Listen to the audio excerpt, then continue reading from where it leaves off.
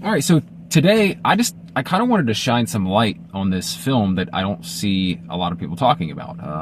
It came in number 2 this week at the box office, just behind Dogman, which it's hard to beat any animated film ever on opening weekend. But it has great ratings. It has great, like, if you go on Rotten Tomatoes, if you go on go to the Cinema Score, if you go to IMDb, Google, everywhere has this movie rated in the 90 something percentile of people liking the film. And so I'm kind of surprised that there's not as much talk about it.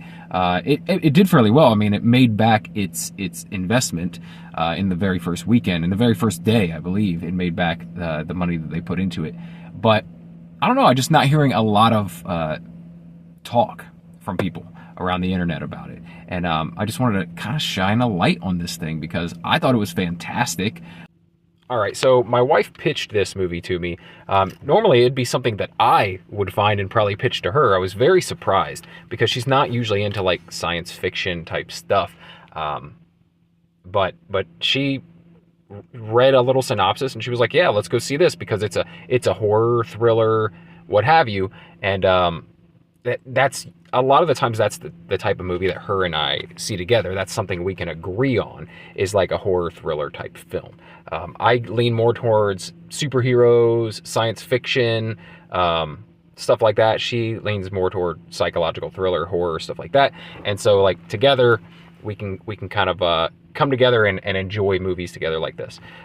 Companion was actually made by the same producers as Barbarian, which Barbarian, you've probably heard me talk about it on the channel before, is one of my favorite horror movies ever, probably, just because of how unique it was. And a couple of years ago when it came out, I rated it as like my top horror movie of that year on one of the podcasts that I did. And so just finding out that the same producers had something to do with this film had me excited about checking it out.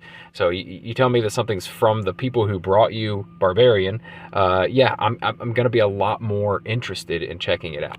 And so that's what drew me in. She said, "Hey, it's the same people that made Barbarian." I'm like, "Oh, okay." I didn't know if she meant director, if she meant the writers, what have you. But yeah, it was the producers, and but that was enough for me.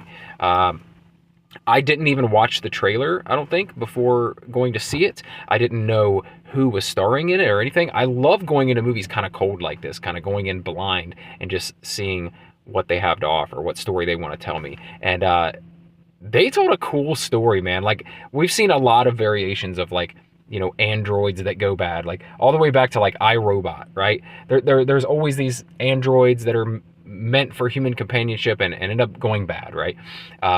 A very common theme, but this one did it in just a really fun way. I mean, it was dark.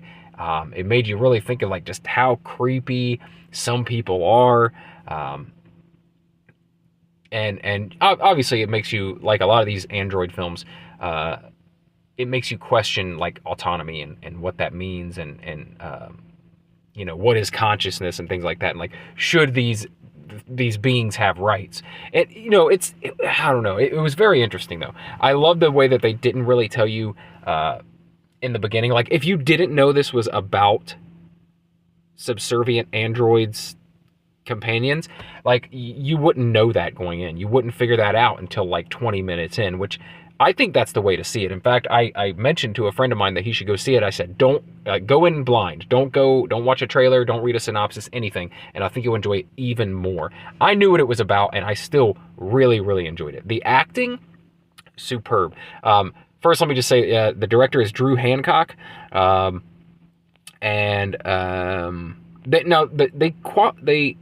classify this as a horror, thriller, romance, science fiction film. I would probably leave out the romance, and maybe even the horror. This for me was a science fiction thriller. That's what it was. Like a high impact science fiction thriller. I love this type of film, and I loved this film. Now, what really caught me off guard was the stars of the film. I had no idea who the stars of the film were. And when the first opening scene, I heard her voice and I knew exactly who she was. Sophie Thatcher is in this, playing the android character, and I love her in Yellow Jackets. Love her. She's one of my favorite characters in Yellow Jackets. She plays the younger version of the Juliette Lewis character when they were teenagers, and she's just fantastic. I love her. She's like the alternative kind of like, you know, outlier type, you know, probably into like doing drugs and experimenting, and she's like from a rough background and stuff like that. Like, she doesn't quite fit in with the rest of the soccer team.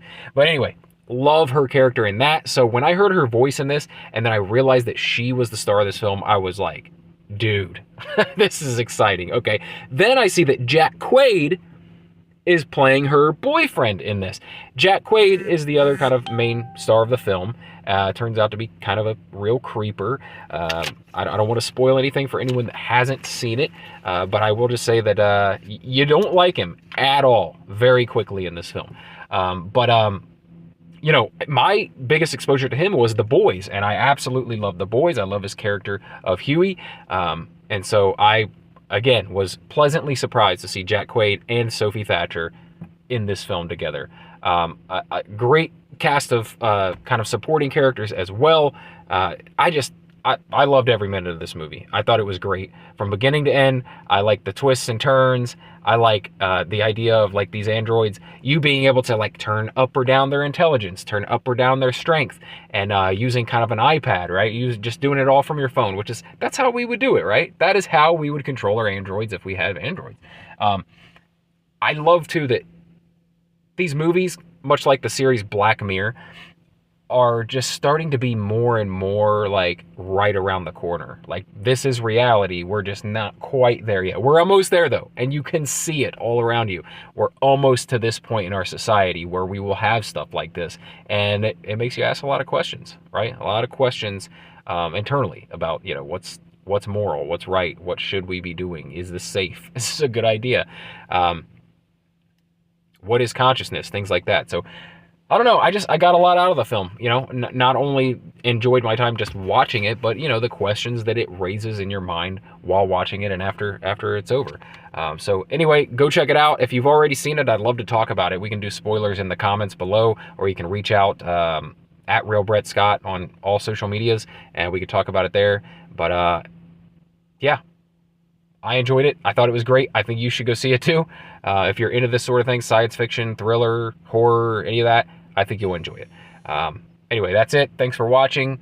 I hope you enjoyed the video. If you did, please give it a thumbs up, and subscribe to the channel if you're not already subscribed. I do a bunch of entertainment and pop culture and stuff like that on the channel. So if you're interested in that sort of thing, please subscribe for more.